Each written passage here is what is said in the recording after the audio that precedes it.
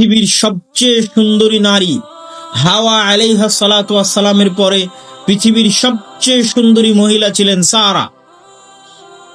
আর সারার পরবর্তীতে ইউসুফ আলাইহি সালাতু ওয়াস সালাম, তার বাবার দাদি হচ্ছে সারা। ইউসুফ আলাইহি সালাতু ওয়াস সালামের পিতার দাদি হচ্ছে সারা আলাইহি সালাতু ওয়াস সালাম। ইউসুফ আলাইহি সালাতু ওয়াস সালাম তার বাবার দাদির চেহারা পেয়েছিলেন, এই জন্য তিনি ছিলেন পৃথিবীর সবচেয়ে সুদর্শন পুরুষ। সারা আলাইহা সালাতু ওয়াস সালামকে নিয়ে এক সফরের ঘটনা আছে ফিলিস্তিন থেকে মিশর।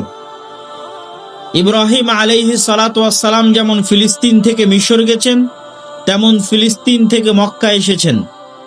জেরুজালেম, বাংলায় আমরা বলি জেরুজালেম, আরবিতে বলে দারুস সালাম, আর হিব্রুতে ইহুদিরা বলে ইউরুশলাম। আর ইহুদিদের সাথে আমাদের অনেক কিছুতে মিল আছে। হিংসার কারণে তারা আমাদের সহ্য করে না। আমরা যেমন বলি আসসালামু আলাইকুম, তারাও তেমন বলে শালম। শনিবারের দিন সকালে উঠে বলবে সাবাত শালম। শালম মানেও শান্তি, আমরা যেটা আসসালামু আলাইকুম বলি এটা মানেও শান্তি। ইহুদিরা দিনে সালাত আদায় করে 3 ওয়াক্ত। তাদের মসজিদ আছে, সিনাগগ, সেই মসজিদে গিয়ে তারা সালাত আদায় করে। আমরা সালাত আদায় করি 5 ওয়াক্ত। এরকম আরো বহু বিষয় আছে, তাদের সাথে মিল খুঁজে পাবেন, আমি বলবো বক্তব্যের একটা পর্যায়ে গিয়ে। তো আমরা যেখানে ছিলাম আর কি। তো ইব্রাহিম আলাইহি সালাতু ওয়াস সালাম মিশর যাওয়ার পথে জালেম বাদশার হাতে যখন তার স্ত্রী অত্যাচারিত নির্যাতিত হওয়া থেকে বেঁচে গেলেন আল্লাহর সহযোগিতায়, তখন তাকে উপহার হিসেবে প্রদান করা হলো হাজেরা। হাজেরা আলাইহা সালাতু ওয়াস সালামের গর্ভে ইব্রাহিমের প্রথম সন্তান আসলো ইসমাইল। ইসমাইলকে রেখে আসলেন 1500 কিলোমিটার দূরে মক্কায়। আর পরবর্তীতে সারার গর্ভে জন্ম নিল ইসহাক। ইসহাককে রেখে দিলেন মসজিদে আকসা জেরুজালেমে। এটা ছিল আমাদের এই পয়েন্টের মূল আলোচনা, যে আল্লাহ ইব্রাহিমের 2 সন্তান, ইব্রাহিম আলাইহি সালাতু ওয়াস সালামের 2 সন্তানকে পৃথিবীর শ্রেষ্ঠ 2টা মসজিদ, পৃথিবীর পুরাতনতম 2টা মসজিদ। কত পুরাতন! আল্লাহ সুবহানাহু ওয়া তাআলা পবিত্র কোরআন মাজিদে বলছেন, ইন্না আউওয়ালা বাইতুন উযিআ লিন-নাস বিবাক্কা। পৃথিবীর মানুষ আল্লাহর ইবাদত করবে, এই জন্য পৃথিবীতে প্রথম যে মসজিদ নির্মাণ করা হয়েছে সেটা মক্কায়। আবু যার গিফারি রাদিয়াল্লাহু তাআলা আনহু থেকে বর্ণিত, তিনি বলেন, আমি আল্লাহর নবীকে জিজ্ঞেস করলাম, আল্লাহর নবী, পৃথিবীতে কোন মসজিদ সর্বপ্রথম তৈরি হয়েছে? আল্লাহর নবী বললেন, আল মসজিদুল হারাম, মক্কার কাবা সর্বপ্রথম তৈরি হয়েছে আল্লাহর ইবাদতের জন্য। আমি বললাম, সুম্মা আইয়ু, তারপরে কোন মসজিদ তৈরি হয়েছে? তিনি বললেন, আল মসজিদ আল আকসা, মসজিদে আকসা তৈরি হয়েছে। আমি জিজ্ঞেস করলাম, কাম বাইনাহুমা, কত বছরের ব্যবধান? আল্লাহর নবী বললেন, 40 আম, 40 বছরের ব্যবধান। তাহলে 40 বছরের ব্যবধানে নির্মিত হওয়া পৃথিবীর প্রথম 2টা পুরাতন মসজিদ আবাদ করছে কে? ইব্রাহিমের 2 সন্তান। ইব্রাহিমের প্রথম স্ত্রীর গর্ভে 2য় সন্তান। যেহেতু প্রথম সন্তান এসেছে 2য় স্ত্রীর গর্ভে, ইসহাক আবাদ করছে জেরুজালেমে আল মসজিদ আল আকসা। আর 2য় স্ত্রীর গর্ভে প্রথম সন্তান ইসমাইল আবাদ করবে মক্কার কাবা। আর ইব্রাহিম আলাইহিস সালাতু ওয়াস সালাম প্রথম নবী, যিনি জেরুজালেম থেকে মক্কায় সফর করেছেন 5 বার, আনুমানিক 5 বার। ইতিহাসে পাওয়া যায় আরো কতবার করেছেন আল্লাহ ভালো জানে। 1500 কিলোমিটারের পথ পায়ে হেঁটে গেছেন। একবার স্ত্রী পুত্রকে রাখতে গেছেন, একবার কুরবানি করতে গেছেন, একবার গিয়ে ছেলেকে পাননি, স্ত্রীকে তালাক দিতে বলে এসেছেন, আর একবার গিয়ে ছেলেকে পাননি, স্ত্রীকে রাখতে বলে এসেছেন, আর একবার গিয়ে ছেলেকে সাথে করে নিয়ে কাবা তৈরি করেছেন। ওয়াইদ ইয়ারফাউ ইব্রাহিমুল কাওয়াইদা মিনাল বাইতি ওয়া ইসমাইল, যখন ইব্রাহিম এবং ইসমাইল মিলে কাবা তৈরি করলো তখন। তাহলে কত আগে আমরা জেরুজালেম এবং কাবার আলোচনা পাচ্ছি, আজ থেকে 5000 বছরেরও বেশি অতীতকালের কথা আমরা বর্ণনা করছি। সম্মানিত উপস্থিতি, ইসহাক আলাইহিস সালাতু ওয়াস সালামের সন্তানের নাম হচ্ছে ইয়াকুব। ইয়াকুব আলাইহিস সালাতু ওয়াস সালামের 12 সন্তান ছিল, তার মধ্যে একজন ইউসুফ। এই সকল নাম ইংরেজিতে একই ব্যক্তি, কিন্তু উচ্চারণ আলাদা। ইব্রাহিমকে তারা বলে আব্রাহাম, ইসহাককে তারা বলে আইজাক, ইয়াকুবকে তারা বলে জ্যাকব, ইউসুফকে তারা বলে জোসেফ। যেমন আপনি যদি দেখেন Saint Joseph school and college, তাহলে ধরতে হবে হযরত ইউসুফ আলাইহিসসালাতু ওয়াসসালাম school and college. Saint Joseph দিয়ে তারা ইউসুফ আলাইহিসসালাতু ওয়াসসালামকেই বুঝিয়েছে উচ্চারণের পার্থক্য। তথা পৃথিবীর এই তিনটা ধর্মই, ইহুদি ধর্ম, খ্রিস্টান ধর্ম এবং ইসলাম, আব্রাহামিক রিলিজিয়ন, তিনটা ধর্মের মানুষই ইব্রাহিমের অনুসারী হওয়ার দাবিদার, মিল্লাতে ইব্রাহিমের অনুসারী হওয়ার দাবিদার। এবং তিনটা ধর্মই সেমেটিক রিলিজিয়ন। সেমেটিক মানে সাম, নূহ আলাইহিস সালাতু ওয়াস সালামের যে তিন সন্তান নৌকায় উঠে ঈমান আনয়নের মাধ্যমে বেঁচে গেছিলেন তারা হচ্ছেন সাম, হাম, ইয়াফেস। আর একজন সন্তান নাফরমানি করে বন্যায় ডুবে গেছিল। তো এই তিন সন্তানের মাধ্যমে আল্লাহ পৃথিবী আবাদ রেখেছেন, নূহের তিন সন্তানের মাধ্যমে। সামের পরবর্তী বংশধরদেরকে বলা হয় সেমেটিক তথা এশিয়ান। ভারত, পাকিস্তান, বাংলাদেশ, আরব, আফগানিস্তান, এই এশিয়ার অঞ্চলের মানুষ হচ্ছে সামের সন্তান। এই কালার যাদের, মেটে এবং শ্যামলা কালার যাদের, সাদা হলেও মেটে এবং শ্যামলার প্রভাব থাকে, এই কালার যাদের, তারা সামের সন্তান। আফ্রিকান যারা কালো তারা হচ্ছে হামের সন্তান। আর ইউরোপ এবং আমেরিকার যারা ধবধবে সাদা, হলদে, তারা হচ্ছে ইয়াফেসের সন্তান। পৃথিবীতে আল্লাহ যত নবী পাঠিয়েছেন সব সামের বংশে পাঠিয়েছেন। তথা ইব্রাহিম ও সামের বংশে, আর ইব্রাহিমের পরবর্তী আর যত নবী তারা তো সব ইব্রাহিমের বংশে। সুতরাং সবই সেমেটিক রিলিজিয়ন। এটা কি জন্য বললাম? এই তথ্যটা আপনাকে এই জন্য দিলাম, আজকের যারা ইসরায়েলে বসবাস করছে তারা যদি বলে যে আমরা ওই বানু ইসরাইল যাদের কথা আল্লাহ কোরআনে বলেছে, থাকতে পারে দুই একজন তাদের মধ্যে, আল্লাহ আলাম, কিন্তু তারা যে এই দাবিতে মিথ্যুক তার সবচেয়ে বড় প্রমাণ হচ্ছে গায়ের রং। কেননা ইব্রাহিম হচ্ছে সামের সন্তান, সেমেটিক, আরবের মানুষ, ইরাকের মানুষ, এশিয়ার মানুষ। তার পরবর্তীতে আর যত নবী এসেছে সব হচ্ছে এশিয়ার। মুহাম্মদ সাল্লাল্লাহু আলাইহি ওয়াসাল্লাম এই কালারের, এই রঙের, এই বর্ণের। ঈসা আলাইহিস সালাতু ওয়াস সালাম এই কালারের, এই রঙের, এই বর্ণের। ইসহাক, ইয়াকুব, ইউসুফ এই কালারের, এই রঙের, এই বর্ণের। এখন ইউরোপ এবং আমেরিকা থেকে সম্পূর্ণ ধবধবে সাদা হলদে চেহারা নিয়ে এসে কেউ যদি বলে যে আমি ইসহাকের বংশধর, আমি ইব্রাহিমের বংশধর, এটা মিথ্যা। কেননা গায়ের কালার এবং গায়ের রঙে মিলতে হবে। তোমরা যে নবীর অনুসরণের দাবি করছো, মুসা, ঈসা, তারা সব সেমেটিক, সবাই হচ্ছে ইব্রাহিমের সন্তান, সামের সন্তান। আমার নবীর চেহারা আর ইব্রাহিম আর ইসহাকের চেহারা একই রকম। আমার নবীর চেহারা আর মুসা এবং ঈসার চেহারা একই রকম, মানে গায়ের রঙে। তারা কেউ না আফ্রিকান কালো, না ইউরোপ এবং আমেরিকার ধবধবে সাদা, তারা হচ্ছে এশিয়ান। তো এখন যারা ইসরায়েলে বসবাস করতেছে তারা বেশিরভাগ ইউরোপ এবং আমেরিকা থেকে ওই চেহারা, ওই কালার নিয়ে এসে তারা দাবি করতেছে যে আমরা হচ্ছি ইব্রাহিম বা ইসহাকের বংশধর। এই জন্য কালার প্রমাণ করে যে তারা তাদের দাবিতে মিথ্যুক। আরো অনেক ঐতিহাসিক কারণ আছে এই দাবিতে মিথ্যুক হওয়ার, যেটা আজকে আমরা আলোচনা করছি না। কিন্তু আমরা যে আলোচনাটা করতে চাচ্ছি সেটা হচ্ছে এই তিনটা ধর্মই ইব্রাহিম আলাইহিস সালাতু ওয়াস সালামের অনুসারী হওয়ার দাবিদার। এবং এই তিনটা রিলিজিয়নের মধ্যে বানু ইসরাইল, যাদের কথা আল্লাহ সুবহানাহু ওয়া তাআলা পবিত্র কোরআনের সূরা বাকারায় ব্যাপকভাবে আলোচনা করেছে, যে বানু ইসরাইলের বিস্তারিত তাফসীর আমি আমার দেশব্যাপী মসজিদ ভিত্তিক দাওয়াতি সফরে মোটামুটি সূরা বাকারা থেকে কমপ্লিট করেছি, যেটা আলে ইতিসাম টিভিতে আপনারা দেখতে পারেন, বানু ইসরাইলের তাফসীর। তো এই বানু ইসরাইল তাদের সম্পর্কে সংক্ষিপ্ত বলে আমরা আজকের বিশ্বে যা ঘটতেছে সেখানে চলে আসব। ইসহাকের সন্তান হচ্ছে ইয়াকুব, আর ইসহাক হচ্ছে ইব্রাহিমের সন্তান। ইয়াকুবের সন্তান হচ্ছে ইউসুফ। ইয়াকুব আলাইহিস সালাতু ওয়াস সালামের দুই স্ত্রী ছিলেন। প্রথম স্ত্রীর সন্তানে ছিল 10 জন, প্রথম স্ত্রীর গর্ভে 10 জন সন্তান। আর দ্বিতীয় স্ত্রীর গর্ভে 2 জন সন্তান, ইউসুফ আর বেনিয়ামিন। আজকের ইসরায়েলের প্রধানমন্ত্রী তার নাম রেখেছে বেনিয়ামিন, নবীর নামের দিকে নিসবত করেই। কেননা আমি বলেছি তাদের তোরাহ, তাদের তাওরাহ, তাদের ইনজিল এবং আমাদের কোরআন বর্ণনাগত পার্থক্য থাকতে পারে বিকৃতির কারণে, কিন্তু মূল জিনিসগুলো এক। কোরআনে যেমন আদম এবং হাওয়ার ঘটনা বলা আছে, তোরা এবং ইনজিলে আদম এবং ইভ, তারা হাওয়ার নাম দিয়েছে ইংরেজিতে ইভ, আদম এবং ইভের ঘটনা বলা আছে।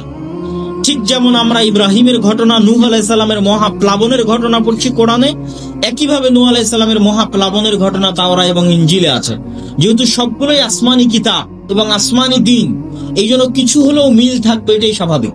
এটা আল্লাহ কোরআনেও বলেছে, মুসাদ্দিকাল লিমা বাইনা ইয়াদাইয়া, আমি যে কোরআন তোমাকে পাঠাচ্ছি, কোরআন তাওরাত এবং ইনজিলের সত্যায়নকারী, মিথ্যায়নকারী নয়।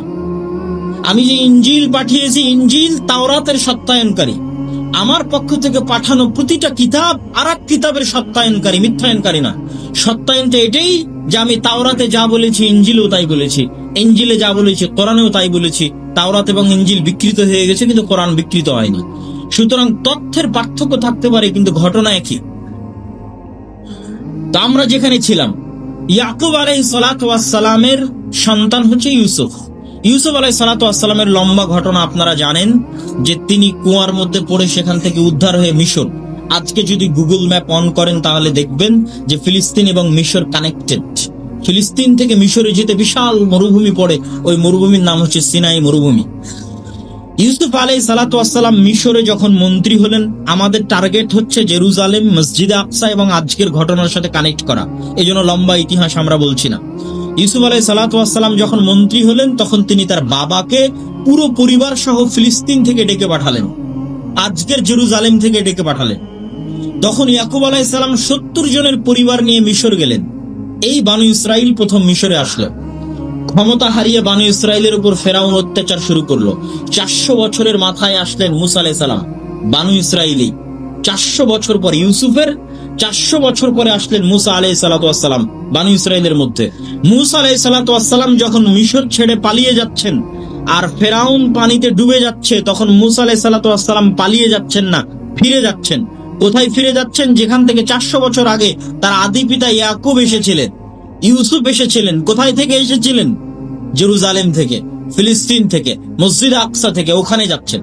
এই জন্য ফেরাউন ডুবে যাওয়ার পরও মুসা আলাইহিস সালাম আর রিটার্ন ব্যাক মিশরে করেননি, কেন মিশর তার ফাদার ল্যান্ড, আদি পিতার জমি নয়।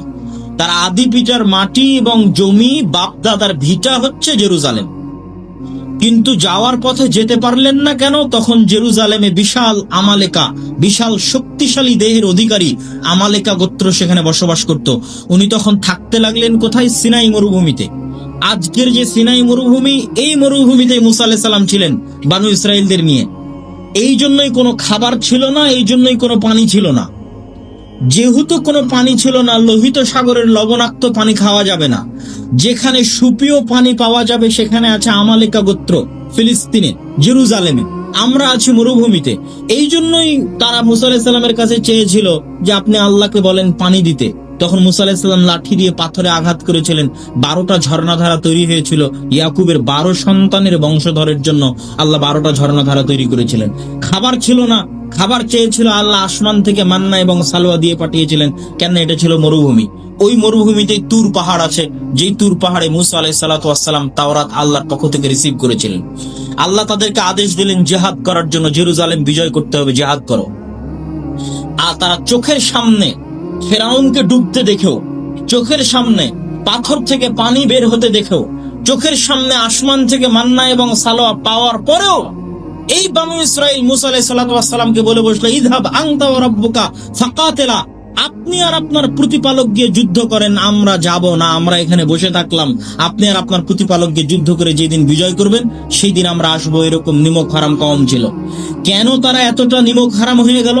আরো বহু নিমক হারাম এদের এই পুরো ঘটনায়, বানু ইসরাইলের এই পুরো ঘটনায় আল্লাহ সূরা বাকারায় পবিত্র কোরআনে তুলে ধরেছে। কেন? এখান থেকে আমাদের শিক্ষা আছে। বানু ইসরাইলদের স্বভাব চরিত্র আমাদের স্বভাব চরিত্র হয়ে যাবে, এখান থেকে আমাদের শিক্ষা আছে। এই জন্য আল্লাহ তুলে ধরেছে কোরআনে। সেটা আপনি কোথায় দেখবেন? আজকে আমাদের অবস্থা দেখলে বুঝবেন যে আমাদের অবস্থা তাদের মতোই। কিভাবে এরকম হয়েছে?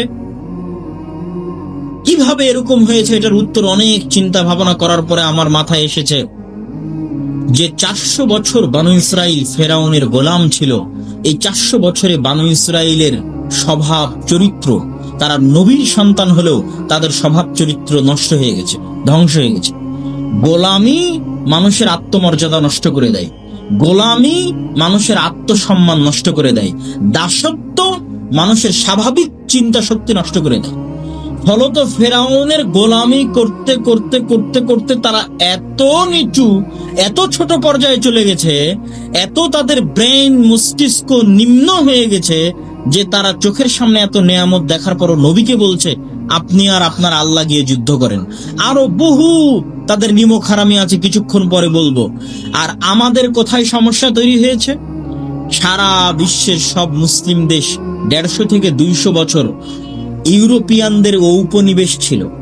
আপনারা যারা আজকে এখানে বসে আছেন, 1935-37 সালে শেরে বাংলা একে ফজলুল হকের যেই সরকার তৈরি হয়েছিল, উভয় বাংলার একমাত্র প্রধানমন্ত্রী, পশ্চিম বাংলা এবং পূর্ব বাংলার একমাত্র প্রধানমন্ত্রী শেরে বাংলা একে ফজলুল হকের যে সরকার তৈরি হয়েছিল, ওই সরকার জমিদারি প্রথা বিলুপ্ত না করলে আপনারা এই জমির দলিলও আপনাদের থাকতো না।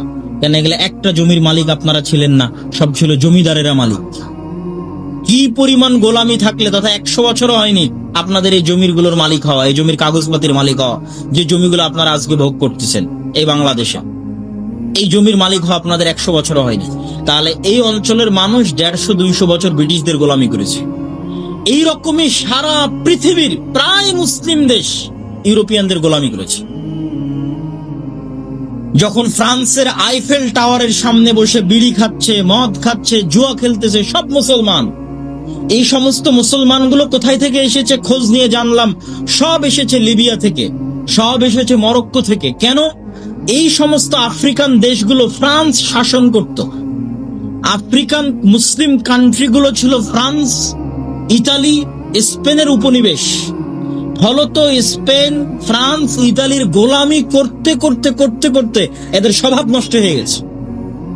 আর আমাদের স্বভাব নষ্ট হয়ে গেছে 150 থেকে 200 বছর ব্রিটিশদের গোলামি করতে করতে। ফলত আমরা জন্মগত গোলাম, রক্তের মধ্যে গোলামি আছে। এই জন্য আমরা স্বাভাবিক স্বাধীন চিন্তা করতে পারি না, আমাদের আত্মসম্মান নাই, আত্মমর্যাদা নাই। দেখবেন সকাল সন্ধ্যা গন্ডগোল, মারামারি, হিংসা, বিদ্বেষ। এরকম গণতন্ত্র, যেই গণতন্ত্র বাংলাদেশে আছে, এরকম গণতন্ত্র পৃথিবীর আর কোনো দেশে পাবেন না। গণতন্ত্র খারাপ কি ভালো সেটা আলাদা কথা, কিন্তু গণতন্ত্র তো ইংল্যান্ডে আছে, গণতন্ত্র তো আমেরিকায় আছে, কিন্তু ইংল্যান্ড এবং আমেরিকায় এরকম মারামারি, এরকম কাটাকাটি, এরকম হিংসা বিদ্বেষ কোনোদিন শুনেছেন?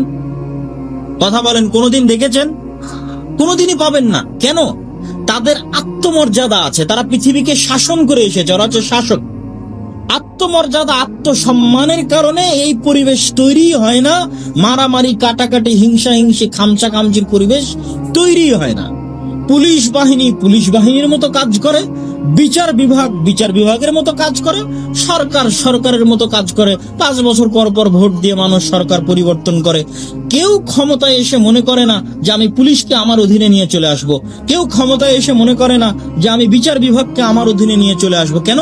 তারা জন্মগত পৃথিবীকে শাসন করে এসেছে, শিক্ষায় উন্নত, জ্ঞানে উন্নত, ব্যক্তিত্বে, চরিত্রে, আত্মমর্যাদা, আত্মসম্মানে উন্নত, নিচু ছোট চিন্তা ভাবনা নাই। আর আমরা হচ্ছে গোলামি করেছি 150 বছর, 200 বছর। যখন বাদশাহ আলমগীর ছিল তখনকার মুসলমানেরা এরকম ছিল না। মানে আজকের যে মুসলমান, আজ থেকে 300 বছর আগে যখন বাদশাহ আলমগীর এদের শাসন করেছে তখনকার মুসলমানেরা এরকম ছিল না। তখন মাদ্রাসা মসজিদের নামে গোটা ভারতের 5 ভাগের 1 ভাগ সম্পত্তি শুধু মাদ্রাসা মসজিদের নামে ওয়াকফ করা ছিল। গোটা ভারত, পাকিস্তান, বাংলাদেশকে 5 ভাগ করবেন, 5 ভাগ করে 1 ভাগ করলে কত হাজার বিঘা হয়? এত হাজার বিঘা সম্পত্তি, এত লক্ষ বিঘা সম্পত্তি শুধু মসজিদ মাদ্রাসারই ছিল। এখন দেখান দেখি 200 বছরের পুরাতন কোন মসজিদ মাদ্রাসার জমি আছে কিনা? নাই। তাহলে এই জমিগুলো কোথায় গেল? যখন লাখিরাত সম্পত্তি বাজেয়াপ্তকরণ আইন পাশ করেছিল ব্রিটিশরা, তখন এগুলো সব সম্পত্তি বাজেয়াপ্ত হয়ে গেছিল।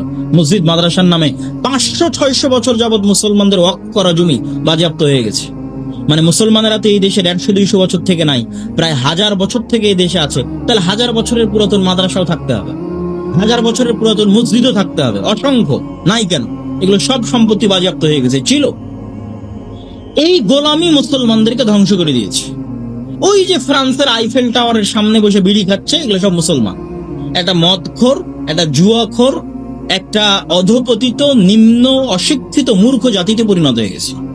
ঠিক বানু ইসরাইলেরা যেমন 300 বছর 400 বছর ফেরাউনের গোলামি করে ধ্বংস হয়ে গেছে, আমাদের অবস্থা হচ্ছে গোলামি করতে করতে আমরা ওই পর্যায়ে চলে গেছি। সম্মানিত উপস্থিতি, এই বানু ইসরাইলদের যখন এই আচরণ দেখলেন, তখন মুসা আলাইহিস সালাতু ওয়াস সালাম কষ্ট পেলেন। কষ্ট পেয়ে তিনি আল্লাহর কাছে দোয়া করলেন, হে আল্লাহ, আমার মৃত্যু যেন জেরুজালেমের এত নিকটে হয়, যেখান থেকে একটা ঢিল নিক্ষেপ করলে আমার কবরে এসে পড়ে, বা এই মসজিদে আকসা থেকে একটা ঢিল নিক্ষেপ করলে যেন আমার কবরে এসে পড়ে, এত নিকটে আমার মৃত্যু, বা আমার দাফন এবং আমার কাফনের ব্যবস্থা করিয়েন। এটা বুখারীর হাদিস। আল্লাহর নবী বলছেন, আমি ফিলিস্তিনে থাকলে তোমাদের দেখাতাম কোথায় মুসা আলাইহিস সালাতু ওয়াস সালামের কবর রয়েছে। মুসা আলাইহিস সালাতু ওয়াস সালামের মৃত্যুর পরে আসলেন ইউশা বিন নুন। 40 বছরের আযাব শেষ হলো বানু ইসরাইলের। আযাব শেষ হওয়ার পর ইউশা বিন নুনের নেতৃত্বে তারা জিহাদ করলো। লম্বা ঘটনা। জিহাদের দিন আল্লাহ সূর্য থামিয়ে দিলেন। যুদ্ধের দিন পৃথিবীর ইতিহাসে প্রথম একবার মাত্র আল্লাহ সুবহানাহু ওয়া তাআলা সূর্য থামিয়ে দিয়েছিলেন। সেই দিন এই দিন, যেই দিন জেরুজালেম মসজিদ আকসা বিজয় হবে, সেই দিন ইউশা বিন নুনের নেতৃত্বে মসজিদ আকসা বিজয় করতে গিয়ে শুক্রবার বিকেলে হয়ে গেছে। শুক্রবারের সন্ধ্যা নামলে শনিবারের দিন শুরু হবে। শনিবারের দিন শুরু হলে যুদ্ধ বিগ্রহ নিষিদ্ধ। সেই দিন অনুযায়ী, মুসা আলাইহিস সালামের দিন অনুযায়ী, তাওরা অনুযায়ী শনিবারের দিন শুরু হলে যুদ্ধ বিগ্রহ নিষিদ্ধ। শুক্রবার সন্ধ্যা হলেই যুদ্ধ বিগ্রহ নিষিদ্ধ হবে। এই জন্য ইউশা বিন নুন আল্লাহর কাছে দোয়া করলেন, আল্লাহুম্মা হবিস আলাইনা ইয়া শামস ইন্নাকা মা'মুরা ওয়া আনা মা'মুরুন। হে সূর্য, তুমি আদিষ্ট আর আমিও আদিষ্ট। হে আল্লাহ, এই সূর্যকে আপনি আমাদের উপর থামিয়ে দিন, যেন যুদ্ধ শেষ করে বাইতুল মুকাদ্দাস মসজিদ আকসা বিজয় করতে পারি। আল্লাহর নবী বলছেন যে ইন্না শামসা লাম তুহবাস লিবাশারিন, পৃথিবীতে কোনোদিন সূর্য কোনো মানুষের জন্য থামেনি ইল্লা লিইউশা বিন নুন, একমাত্র ইউশা বিন নুন এবং বানু ইসরাইলের জন্য আল্লাহ সূর্য থামিয়ে দিয়েছিলেন, যেন তারা মসজিদ আকসা বিজয় সম্পন্ন করতে পারে। কত বড় নিমক হারাম জাতি, চোখের সামনে দেখলো সূর্য থেমে গেছে। এই সূর্য থামানোর মাধ্যমে আল্লাহ তাদের মসজিদে আকসা বিজয় করার সুযোগ দিলেন। এবার আল্লাহ তাদেরকে আদেশ দিচ্ছেন, শোনো, যখন তোমরা কারিয়ায় প্রবেশ করবে, আমি তাদেরকে বলে দিলাম, যখন তোমরা এই শহরে প্রবেশ করবে তখন তোমরা বলবে হিত্তাতুন নাগফির লাকুম, তোমরা মুখে উচ্চারণ করবে হিত্তাহ, আমি তোমাদের ক্ষমা করে দিব। হিব্রু ভাষায় হিত্তা হচ্ছে আস্তাগফিরুল্লাহ, আরবিতে আস্তাগফিরুল্লাহ আল্লাযী লা ইলাহা ইল্লা হুয়াল হাইয়ুল কাইয়্যুম ওয়া আতুবু ইলাইহি, বা আরবিতে আস্তাগফিরুল্লাহ হচ্ছে হিব্রুতে হিত্তা। তোমাদের যে এত বড় অপরাধ, এত বড় গুনাহের পরও আমি মসজিদ আকসা বিজয় করার সুযোগ দিচ্ছি। তোমরা যখন জেরুজালেমে প্রবেশ করবে মুখে বলবে আস্তাগফিরুল্লাহ, আর মাথা থাকবে নিচু, সিজদারত অবস্থায় এই শহরে প্রবেশ করবে। এবার আল্লাহ নিজে কোরআনে বলছে, আল্লাহ সুবহানাহু ওয়া তাআলা নিজে কোরআনে বলছে যে বানু ইসরাইল যখন আল্লাহ সুবহানাহু ওয়া তাআলার এত বড় নিয়ামত দেখার পরও জেরুজালেমে প্রবেশ করলো, তখন পিছন আগে দিল, মাথা আগে নয়, মাথা উঁচু রেখে পিছন আগে ঠেলে শহরে দিল, আর মুখে উচ্চারণ করলো হিনতাতুন। হিনতাতুন মানে হচ্ছে গমের দানা। বলেন নাউজুবিল্লাহ। কত বড় নিমক হারাম কম, চোখের সামনে দেখলো যে আল্লাহ সূর্য থামিয়ে দিয়েছে, তবু আল্লাহর এই উপস্থিত আদেশ লঙ্ঘন করে দিল। সম্মানিত উপস্থিতি, এই জন্যই রাসূলুল্লাহ সাল্লাল্লাহু আলাইহি ওয়াসাল্লাম যেদিন রাসূল সাল্লাল্লাহু আলাইহি ওয়াসাল্লাম যেদিন মক্কা বিজয় করেছেন, ওই দিন তিনি মক্কার উঁচু সাইড থেকে মক্কায় ঢুকেছিলেন, নিচু সাইড থেকে মক্কায় উঠেননি। তিনি আগে থেকেই প্রস্তুতি নিয়েছিলেন, মক্কায় নামবেন, কাবায় নামবেন, তো যেই দিক মক্কা শহরের উঁচু সেই দিক থেকে নামবেন। তো মক্কা শহরের উঁচু দিক থেকে নামছিলেন, এমনিতেই উট হেলেছিল। রাসূলুল্লাহ সাল্লাল্লাহু আলাইহি ওয়াসাল্লাম তার মস্তক আরো হেলিয়ে দিলেন। সাহাবীরা বলছে উটের যে হাওদাজ আছে সেই হাওদাজের সাথে তার কপাল লেগে গেল, আর তিনি মুখে আল্লাহ সুবহানাহু ওয়া তাআলার তাসবিহ, আল্লাহ সুবহানাহু ওয়া তাআলার প্রশংসা পাঠ করতে থাকলেন আর মক্কায় প্রবেশ করতে থাকলেন। এটা হচ্ছে বানু ইসরাইলের বিপরীত আচরণ। মুহাম্মদ সাল্লাল্লাহু আলাইহি ওয়াসাল্লাম আল্লাহর শুকরিয়া আদায় করছেন এবং আল্লাহকে সিজদা করে মক্কা আল্লাহ বিজয় করার সুযোগ দিয়েছে। আল্লাহকে সিজদা করে চলন্ত অবস্থায় তিনি সিজদারত অবস্থায়, তাসবিহরত অবস্থায় মক্কায় প্রবেশ করেছেন। সম্মানিত উপস্থিতি, এই নিমক হারামিগুলো হচ্ছে আমাদের মধ্যে প্রবেশ করেছে। আল্লাহ তাদের এই নিমক হারামির জন্য বড় বড় শাস্তি দিয়েছে। দুইবার আল্লাহ সুবহানাহু ওয়া তাআলা তাদেরকে শাস্তি দিয়ে ধ্বংস করে দিয়েছে। আর যখন ইয়াহইয়া আর জাকারিয়াকে হত্যা করেছে এই কওম, তখন আল্লাহ তাদের চিরদিনের জন্য অভিশপ্ত করে দিয়েছে। গায়রিল মাগদুবি আলাইহিম, চিরদিনের জন্য অভিশপ্ত করে দিয়েছে। ইউশা বিন নুনের পরে এই জেরুজালেমে শাসন কায়েম করলেন দাউদ আর সুলাইমান, অন্তত 200-300 বছর পরে হবে দাউদ আর সুলাইমান এখানে শাসন কায়েম করলেন। পৃথিবীর সবচেয়ে বড় রাজত্ব কায়েম হলো জেরুজালেমে। আর মসজিদে আকসা দ্বিতীয়বার নির্মাণ করলেন সুলাইমান আলাইহিস সালাতু ওয়াস সালাম। দাউদ এবং সুলাইমানের আরো পরে চলে আসেন ওয়াইদ ক্বালাত ইমরাতু ইমরান রাব্বি ইন্নী নাযারতু লাকা মা ফি বাতনি মুহাররারান ফাতাকাব্বাল মিন্নি। যখন ইমরানের স্ত্রী আল্লাহর কাছে দোয়া করলো, আল্লাহ আমার পেটে যে সন্তান আছে আপনার রাস্তায় ওয়াকফ করে দিলাম। ফালাম্মা ওয়াদাআতহা ক্বালাত রাব্বি ইন্নী ওয়াদাতুহা উনসা। যখন সন্তান প্রসব হলো বলছে মেয়ে সন্তান প্রসব করেছি, এখন কি হবে? সেই মেয়ে সন্তান হলো মারিয়াম, যাকে এই মসজিদে আকসা পরিষ্কার পরিচ্ছন্ন রক্ষণাবেক্ষণের দায়িত্ব দেওয়া হলো। তাহলে এই যে এতগুলো নবীকে আমরা এই মসজিদের সাথে সম্পৃক্ত করে দিলাম, কতগুলো নবীকে, ইব্রাহিম থেকে শুরু করে, ইসহাক ইয়াকুব থেকে শুরু করে, ইউসুফ থেকে শুরু করে, মুসা থেকে শুরু করে, দাউদ সুলাইমান থেকে শুরু করে মারিয়াম পর্যন্ত। মারিয়ামের ছেলে ঈসা এই শহরে জন্মগ্রহণ হয়েছে, ঈসা আলাইহিস সালাতু ওয়াস সালাম। তারা বলে ঈসা আলাইহিস সালাতু ওয়াস সালামকে তারা বলে জেসাস, আর মারিয়ামকে বলে মা মেরি, আর মুসা আলাইহিস সালাতু ওয়াস সালামকে বলে মোজেস। নাম একই, ব্যক্তি একই, উচ্চারণের পার্থক্য। এটার সাথে আরো একজনকে যুক্ত করে দিতে হবে মসজিদে আকসার সাথে, তিনি হচ্ছে লূত আলাইহিস সালাতু ওয়াস সালাম। আল্লাহ সুবহানাহু ওয়া তাআলা কোরআন মাজিদে বলছেন ওয়ানাজ্জাইনাহু ওয়া লূতান ইলাল আরদিল্লাতী বারাকনা ফিহা লিল আলামিন। আমি লূতকে এবং ইব্রাহিমকে ওই মাটিতে আশ্রয় দিয়েছি যেই মাটিতে আমি বরকত রেখেছি সারা পৃথিবীর মানুষের জন্য। বলেন আল্লাহু আকবার। সারা পৃথিবীর মানুষের জন্য বরকত রেখেছি ওই মাটিতে, যেই মাটিতে আমি ইব্রাহিম আর লূতকে আশ্রয় দিয়েছি। ইব্রাহিমকে ইরাক থেকে বাপ তাড়িয়ে দিল, আশ্রয় দিলাম জেরুজালেমে, আর লূতকে তার শহর উল্টিয়ে দিলাম, লূতের শহর উল্টিয়ে দেওয়ার পরে লূতকে আশ্রয় দিলাম এই মাটিতেই। সমসাময়িক লূত এবং ইব্রাহিম আলাইহিস সালাতু ওয়াস সালাম একই যুগের। তো জর্ডানের ডেড সির ওই সাগর উল্টিয়ে দেওয়ার পরে, ওই শহর উল্টিয়ে দেওয়ার পরে লূতকে আশ্রয় দিলাম জেরুজালেমে, আর বাপ তাড়িয়ে দেওয়ার পর ইব্রাহিমকে আশ্রয় দিলাম জেরুজালেমে। এতগুলো নবীর আমরা সম্পর্ক তৈরি করে দেখালাম এই জেরুজালেমের সাথে। আমাদের নবীর ছোট্ট দুইটা সম্পর্ক, সুবহানাল্লাযী আসরা বিআবদিহি লাইলাম মিনাল মাসজিদিল হারাম ইলাল মাসজিদিল আকসা আল্লাযী বারাকনা হাওলাহু। মহা পবিত্র সেই সত্তা যিনি তার বান্দা, যিনি তার দাস, তার গোলাম মুহাম্মদ সাল্লাল্লাহু আলাইহি ওয়াসাল্লামকে সফর করিয়েছেন। মুহাম্মদ সাল্লাল্লাহু আলাইহি ওয়াসাল্লামকে সফর করিয়েছেন মক্কার কাবা থেকে জেরুজালেমের মসজিদে আকসা পর্যন্ত। কোন মসজিদে আকসা? আল্লাযী বারাকনা হাওলা, যে মসজিদে আকসার চারিদিক আমি আল্লাহ ঘিরে রেখেছি বরকত দিয়ে। আল্লাহু আকবার। কোরআনের আয়াত, আল্লাহ সুবহানাহু ওয়া তাআলা বলছেন মসজিদে আকসার চারিদিকে ঘিরে রাখা আছে বরকত দিয়ে। সেই মসজিদে আকসা আমি সফর করিয়েছি আমার বান্দা মুহাম্মদ সাল্লাল্লাহু আলাইহি ওয়াসাল্লামকে, যেখানে তিনি সকল নবীর ইমামতি করেছেন, বোরাক বেঁধে রেখেছেন, সেখান থেকে আসমানে সফর করেছেন, আবার আসমান থেকে মসজিদে আকসা হয়ে ফিরে তিনি কাবায় চলে এসেছেন, মক্কায় চলে এসেছেন। সম্মানিত উপস্থিতি, আল্লাহর নবীর পরে জেরুজালেম বিজয় করেছেন ওমর রাদিয়াল্লাহু তাআলা আনহু। আল্লাহর নবীর জীবদ্দশায় আরেকটি ছোট্ট ঘটনা হচ্ছে ক্বাদ নারা তাকাল্লুবা ওয়াজহিকা, আমি দেখছি বারবার আপনার চেহারা আসমানের দিকে। কেন? আমাদের দ্বীনের প্রথম কিবলা ছিল মসজিদে আকসা, প্রথম কিবলা। প্রথম যখন সালাত ফরজ হয়, তখন সালাত ফরজ হওয়ার পরে যেই দিকে মুখ করে সালাত আদায় করতে হতো সেটা হচ্ছে মসজিদে আকসা। তো মদিনায় হিজরত করার আগ পর্যন্ত আল্লাহর নবীর কোনো কষ্ট হতো না। কেন কষ্ট হতো না? আল্লাহর নবী কাবা ঘরের এমন জায়গায় দাঁড়াতেন, মসজিদে আকসা মুখী হয়ে সালাত আদায় করার জন্য কাবার এমন জায়গায় দাঁড়াতেন যে কাবাও সামনে হতো, মসজিদে আকসার দিকেও মুখ হতো। এটা কঠিন কিছু না, আপনি তো কাবার চারিদিকে মুখ করে সালাত আদায় করতে পারবেন। তো আমি কাবার এমন দিকে মুখ করে সালাত আদায় করতাম যেই দিকে মুখ করে সালাত আদায় করলে সামনে কাবা, আবার কি পড়বে? মসজিদে আকসা জেরুজালেম পড়বে। তো এই জন্য মক্কায় আল্লাহর নবীর কোনো কষ্ট হতো না। আমি সামনে কাবাও রেখেছি, আবার কিবলাও করেছি মসজিদে আকসার দিকে। কিন্তু মক্কা থেকে যখন মদিনায় গেলেন, দুটো তো আর একসাথে হয় না। কাবা একদিকে, জেরুজালেম আর একদিকে, একসাথে তো দুটাকে তিনি কিবলা বানাতে পারছেন না। তখন থেকে তার কষ্ট শুরু হলো। তখন থেকে তিনি আসমানের দিকে তাকাতেন, কিবলা যেন কাবা করে দেওয়া হয় এই মর্মে। তাহলে আমাদের মসজিদে আকসার সাথে আমাদের দ্বিতীয় আর একটা সম্পর্ক হচ্ছে মসজিদে আকসা আমাদের প্রথম কিবলা। সম্মানিত উপস্থিতি, আল্লাহর নবীর পরে ওমর রাদিয়াল্লাহু তাআলা আনহুর হাতে মসজিদে আকসা বিজয় হয়েছে। মসজিদে আকসা বিজয় হওয়ার সংক্ষিপ্ত ঘটনা বলে আমরা আমাদের এই পর্বের আলোচনা শেষ করে দেব। আল্লাহর নবীর পরে ওমর রাদিয়াল্লাহু তাআলা আনহুর হাতে মসজিদে আকসা বিজয়ের যেটা সংক্ষিপ্ত ঘটনা, সেই সংক্ষিপ্ত ঘটনা হচ্ছে মসজিদে আকসা বিজয়ের পূর্বে সবচেয়ে বড় যে যুদ্ধ, সেই যুদ্ধের পূর্বে ওমর রাদিয়াল্লাহু তাআলা আনহু খালিদ বিন ওয়ালিদকে প্রধান সেনাপতির পদ থেকে অপসারণ করেছিলেন আর আবু উবাইদা ইবনুল জাররাহকে প্রধান সেনাপতির দায়িত্ব দিয়েছিলেন।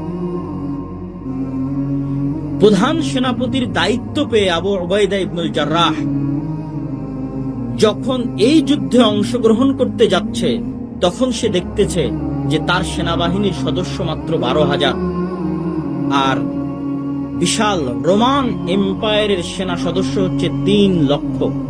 12,000 সৈন্য দিয়ে 3 লক্ষ সেনাবাহিনীর মুখোমুখি হওয়া সম্ভব নয়। ফলত তিনি চিঠি লিখে পাঠালেন ওমর রাদিয়াল্লাহু তাআলা আনহুর কাছে যে অতিরিক্ত সেনাবাহিনী দরকার, না হলে যদি আমরা পরাজিত হই মানুষ দিন থেকে মুখ ফিরিয়ে নিবে। ওমর রাদিয়াল্লাহু তাআলা চিঠির উল্টা পিঠে লিখে পাঠালেন যে লা তুহাওবিলান্নাকুম কাসরাতান নাসারা আও কাসরাতার রোম, তোমাদেরকে যেন রোমানদের সংখ্যাধিক্য ভীত সন্ত্রস্ত না করে, তোমাদেরকে যেন মুসলমানদের অল্প সংখ্যায় চিন্তাগ্রস্ত না করে। জেনে রাখো আল্লাহ যার সাথে আছে তারাই শক্তিশালী।